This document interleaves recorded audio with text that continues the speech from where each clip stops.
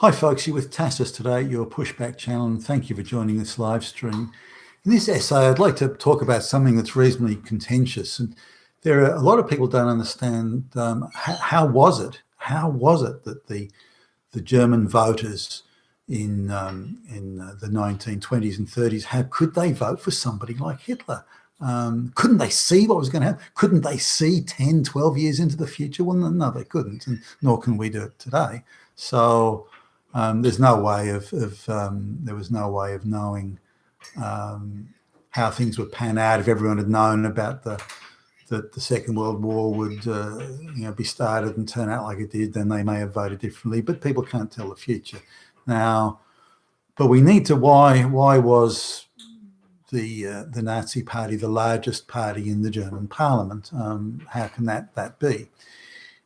Now, the ruling elite in Germany were very reluctant to treat Hitler as an equal in any way, even though he headed up the largest party in the German Parliament.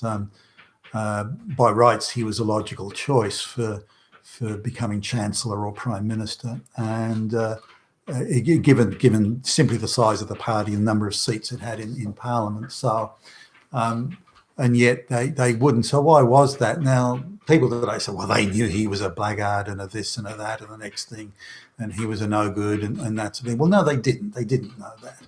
The reason they didn't want to give Hitler the prime ministership or, again, the chancellorship was Hitler was the only lower, you'd say he was working class, lower middle class, and he was an Austrian as well, not a German. So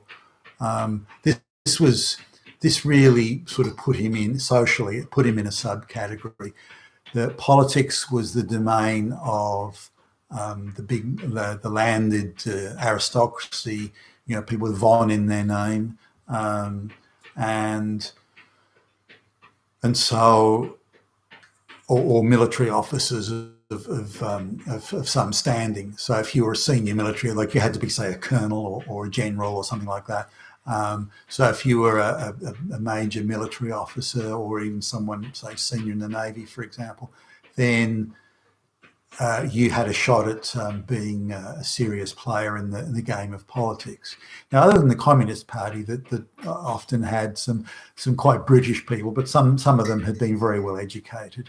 And were quite sophisticated and cultured in their own way, Karl Liebknecht and people like that. So, but the thought was that Hitler was just too lower class. He was just so fucking plebeian, and why would you want someone like that running anything? Now, if his name was, von Steinmeier or something like that, then they go fine. Or if he'd been a general in the army, no, that would have been okay. But Hitler was an 18-year-old. So he was an Austrian, as I say, but he joined the German army, and they were pretty keen for people to join up in those days.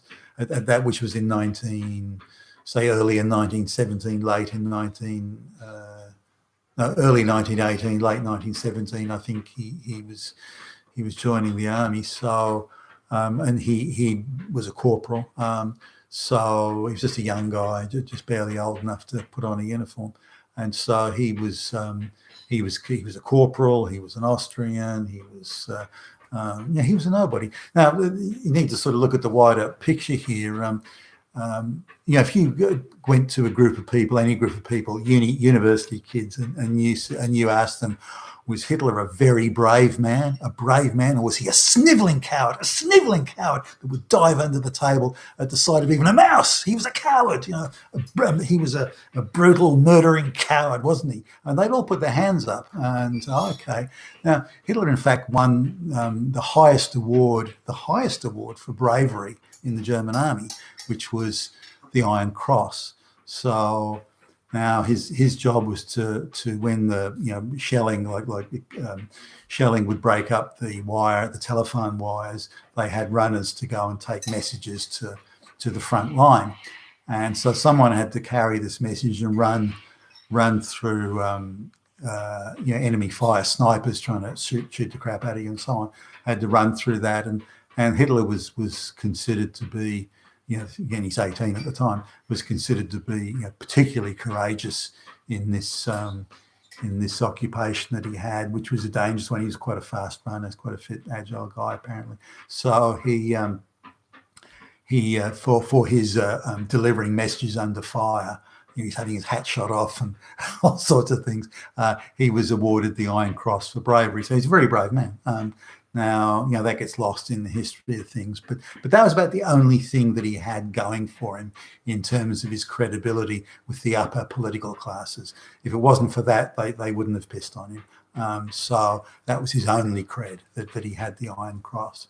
And it kind of kept him in sort of lesser contention. If he hadn't had that, I think they just wouldn't have had anything to do with him at all.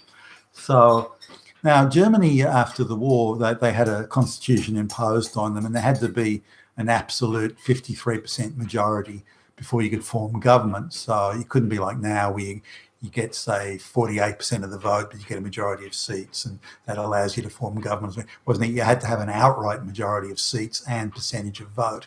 So now that's not easy to achieve. You look at how many countries ever achieve that. Very few. If you look at the American presidential or congressional elections or state elections, you look at how many are 49 to 51, 49.5 to 50.5% of the vote. It's very rare that it's an outright 53% or better. Happens sometimes, but not often. But this was a requirement for Germany. Now, Germany kind of been a democracy beforehand, but it had been a constitutional monarchy, with the monarchy having a lot of power in the overall scheme of things. But the monarchy had gone, the Kaiser or the emperor had fled, and so they now had a parliamentary system, but no real experience at a parliamentary system of this type that was imposed on them. And so absolute plethora of parties, political parties jumped up, socialist, communist, religious parties, centre-right, centre-left. There was just a huge range of political parties, and also being very regionally based.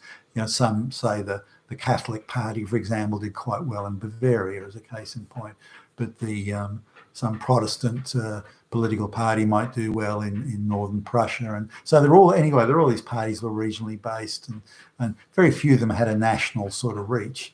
There were two parties in particular were vying for the national vote, and they were the Communists and the National Socialist Workers' Party. Now, the Communists believed that Germany is ripe for revolution after the war, so they had street gangs of goons running around intimidating public officials and beating up judges and slapping around the mayors and the politicians and intimidating voters and so on. And so there were a number of people who were very concerned about it, particularly the former army generals, and they thought we've got to, and there was an attempted communist revolution. In fact, there are a couple of them in Germany, and they came reasonably close to getting somewhere. So there was a lot of disquiet around that there was going to be a communist revolution, and so they set up a counter group to fight the communists in the street. And the communists had their street gangs, their goons going around bashing people up and so on. So they set up a counter group, which was the I think the brown shirts they became known as. And so Ernst Röhm was the sort of the head goon there. And they were just a bunch of goons. I mean, you wouldn't say there was a whole lot to choose between them. And they used to have these running battles in the street and so on. But at least the communists didn't have the street to themselves. And a lot of Germans approved of this. So at least someone standing up to these communist goons. And it was, of course, the National Socialist Workers' Party. Now, when the things started to improve in Germany, American loans came in the late 1920s, and the world economy was very buoyant. And then in 1929, the Wall Street crash, the Great Depression, and this hit Germany just as they were kind of getting on their feet, or some starting to get back on their feet. Even the whole thing came crashing down. So when you look at a situation, there was lawlessness, there was, again, goons running around the street. The government seemed unable to stop the communists. The police just didn't seem to, a lot of communists had infiltrated the police and so on. Now, what particularly upset people and annoyed people was the amount of communist revolutionaries that were Jewish. The total Jewish population of Germany at the time was about 400,000. This is out of 72 million people. Only 400,000 were Jewish. But of the activists that were running around sort of wanting revolution, communist revolution, nearly 3/4 of them were Jewish. So it was identified as being a Jewish gig, this communist revolutionary stuff. Many of those being homosexual, many of those being teachers and lecturers and writers and journalists and so on. I mean, nothing's changed. They still gravitate towards those professions. So in the midst of this mayhem, and it was mayhem, the biggest party that was talking about, well, the only party that was talking about, let's sort this out and let's get some order and so on, was really the National Socialist Party. Now, Hitler was viewed as Bohemian, meaning which is like a way of saying he was a lower class bum, that sort of thing. So they didn't. Again, the president of Germany was von Hindenburg, an aristocrat who was also a general or field marshal actually in the army. So he had all the cred. He had all the upper class cred, and he said, well, I'm not having that Bohemian corporal as the prime minister, as the chancellor. You've got to be kidding. Can't we find somebody with von in their name? Or so even when things were crashing around him and things looked pretty bad, Hindenburg just wouldn't go down. And the Nazis had something like, I think, 44 or 45% of the total vote. So they're the biggest party. And given there were 20, 30 plus parties competing, vying for the vote, the next largest party had around half that. So clearly, if you're going to form a government, you'd go to the biggest party, whether you like the guy or not. They're the ones most likely to give government stability. And the governments were changing pretty quickly. Coalitions were forming of people that didn't really get on too well, and they'd squabble over how the budget would be put together and these sorts of things. So only in exasperation. Now, what Hitler and the Nazis did, they cut a deal with one of the smaller political parties. I think they had 8 or 9% of the vote, so they're quite a small party in the overall scheme of things. But there was an aristocrat at the head, Franz von Papen, and so Hindenburg only accepted Hitler as the chancellor because von Papen was in coalition with him. And then the second thing, the Nazis were only allowed out of, I think it was 11 of the executive ministries. The Nazis only were allowed 2 of the executive ministries. That is the chancellorship, Hitler, and I think it was Minister for East Prussia, which was Hermann Goering, who was an Air Force ace from World War I. So he had a bit of cred. So that was he was the most aristocratic guy, I think, around with Hitler at the time.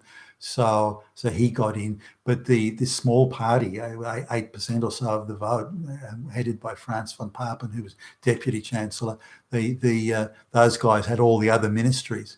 So the Nazis, despite being the biggest party, sort of had very little representation in the executive ministries. Now, only on this basis did Hindenburg accept, and most reluctantly and grudgingly, because again, they thought Hitler was some working class bum. This was a game for aristocrats, and Hitler simply didn't cut it as an aristocrat. So Hindenburg, the president, agreed to let Hitler form government, and so that's how they came to power. But at the time, this idea that they started chasing after the Jews straight away isn't true.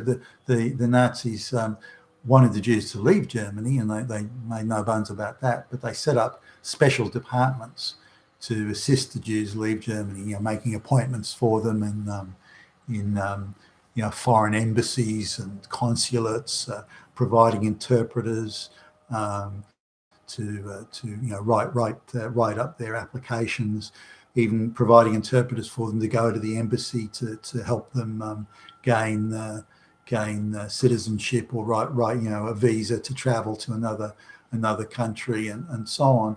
So the Nazis put a lot of resources into this, but only around 50% of the, give or take, I mean, it wasn't exactly 50%, but only around 50% of the Jews managed to emigrate to other countries. Now, there are various reasons for this. At the time, the Great Depression was on, and there was mass unemployment all over the place. So it wasn't easy just to waltz into another country and say, hey guys, here I am. These countries naturally would say, well, what skills have you got? Do you speak any English? Because they mostly wanted to go to England, the United States, or Canada. Those were the favoured initial locations anyway. So they said, can you speak English? Do you have any skills that are recognised? And guys like Einstein and those sort of people, they had no problem. They could get a gig in the United States or elsewhere. But for the people that were, say, cloth merchants, or they owned a corner delicatessen or something like that, or had a known history of activism, they couldn't, or it was much harder for them. So they had to go then to the next level of opportunity, which is where they had relatives. So if you could say, well, I've got relatives living in, I don't know, Poland, or at the time Czechoslovakia as it was then, and other countries, France or whatever it was, then you say, well, I've got relatives living there, and they'll let me live with them, and so you go, that was an opportunity to move. But again, only 50%, and the other 50%, the other 200,000 or so, ended up having to stay in Germany, and as we know, didn't do too well. But that was why the German electorate or voters, voted the Nazi Party to be the largest party. No party had ever achieved full majority, 53% ever, since the Weimar Constitution was written up. So, when people say, well, they didn't get the 53%, therefore they weren't legitimate, but no party ever did. And that's not how it worked. As it does, say, in Sweden and elsewhere today, it's coalitions that and Germany too, coalitions that form government, and it was then and still is today. So, but they were the biggest party by far. And so they should have been a logical candidate for. But the idea of the establishment disapproved of them because they were, being bad, or they had, vulgar habits or something. That wasn't it. It's because Hitler was lower working class. Some of the goons around him were as well, and that didn't go down well with people that thought politics was the pursuit of aristocrats and the well-born and well-bred, and so that was it. Now, in terms of how things sort of went on within Germany, had the lowest, like as in sort of the Central Western Europe, Germany had the lowest standard of living at that time, and from a country that was so rich 25 years previously, that they had the lowest standard of living in Europe and Western Europe. But within 6 years, and whatever you think or don't think about the policies there, the Germans had gone from having the lowest standard of living to having the highest standard of living in 6 years, which is no mean feat. But clearly the Nazis were prepared to listen to people who could, economists who had theories. Dr. Jacques, for example, who had theories about how to manage the economy and how to create jobs and so on. Now, there's much talk about that they were socialist, the National Socialist Workers' Party. So there was a lot of there's been a lot of talk about them being socialist, and I suppose to some extent they were. But private property was still permitted. Private businesses existed. Private businesses could decide on who they wanted to hire and who they wanted to promote. There were excellent mechanical and electrical engineers in Germany, and they were world leaders in rocket technology and various other areas, infrared and so on. They were well advanced in a lot of areas of technology that others were well behind that. And these engineers, of course, at the end of the war were highly prized, and the Americans and the Russians and the British couldn't grab enough of them to access their expertise. Also, Hitler was very much focused on having affordable consumer goods for the population. An affordable car, an affordable cameras, and all sorts of things like that. affordable pantyhose or nylon stockings rather for women. So this was something that Hitler was very focused on, that the goods should be affordable for the masses, and this played a big part in the standard of living equation that we see now. This idea of the Volkswagen, the people's car, and so on, the VW Beetle, that idea was then taken, certainly after the war, by numerous countries where they let's make a people's car, and so they followed on from that. Now the rest of it, of course, didn't turn out so well, and as history has recorded, many tens of millions of people died in that war and general conflagration. Quite apart from the mass murder that went on as well. So it didn't turn out well. But if you were a German voter in those tumultuous times, and given the choices that you had, you didn't have the option of, well, these guys are really good guys, let's vote for. You didn't have those options. You had one party that go, not so sure about it, but at least they'll bring stability, and they are the biggest party in the parliament. So hey, why don't we? It's not unreasonable that they should form government, which they did, and those were the choices that were facing the people, and they did restore order very quickly. The communist street gangs weren't around for much longer after Hitler was made chancellor. And a lot of people applauded and approved that, and as we would today. But anyway, that's my take on it. It gives you a sort of a wider view, and I look forward to your comments below. You've been with Tacitus today, and thank you for listening.